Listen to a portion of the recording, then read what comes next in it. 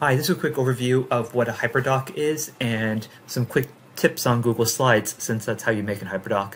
HyperDoc is basically a Google slide or a Google Doc, but usually a Google slide that has interactive links that embeds videos and audio and visuals and web links in a way that makes the slide or document more interactive. So if I look at this slide here in Google Slides, some of you guys may or may not be aware that you can now embed audio. So if I click on Insert, I can embed an audio file. So this could be a narration of the slide, or sounds, a read-along. You can embed video and then shrink the size of the video. So I think most people are familiar with that. A lot of people might not be familiar that when I click on the video and then I look in the upper middle panel, format options, I can then click on video playback and I can cue when the video should start and when it should end.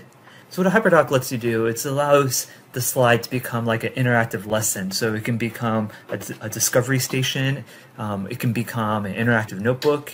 You know, students can, if it's a copy that the students are going to edit, they can click File, make a copy, and then they can begin to answer directly in the document and then turn it back into your LMS. One of the most popular HyperDoc trends right now is to create a Google slide that's a virtual classroom as an HyperDoc.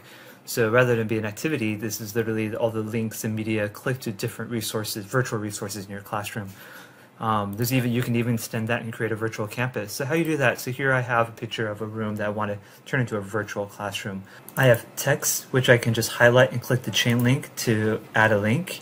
I have objects, so I can layer objects in front of each other. So this object is the object with what they call a transparent background behind that. So I can then layer them on top, just like any image in Google Slides. If I right click, I can move the order to bring things forward or back, kind of like a collage. And then I can click this object and then click the chain again to insert a link. Now, maybe I have a hotspot or a zone that I want to, when kids touch that part of the image, it goes to a link. So what I do is then I'm going to create a square or any object that kind of fits the shape that you want. And then I click on, again, the chain, and I turn that into a link. Then once I've linked that object, I want it to be transparent. So I'm going to go to Color Fill up here in the upper middle, click Transparent. Then I'm going to go to Border Color, click Transparent. So when they hover over here, it will take them to a link. So if I show you an example here, each of these here are links that take them to different parts of this image.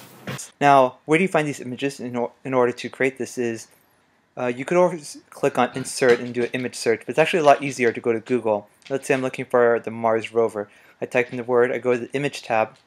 In the Image tab, I'm going to go over to Tools. A lot of people don't know that if I click on Tools here, I can specify the resolution. But I also go over to Color, I can specify Transparent.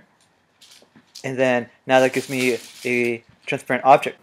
This is a brief look at my students' eBinder or eNotebook. So this is a template I create, kind of like a HyperDoc. I'll put in some existing information and put in some links, and then I'll have my students click File, make a copy, so that they can then enter their entries like openers and activities and research, and they turn this in at the end of the unit.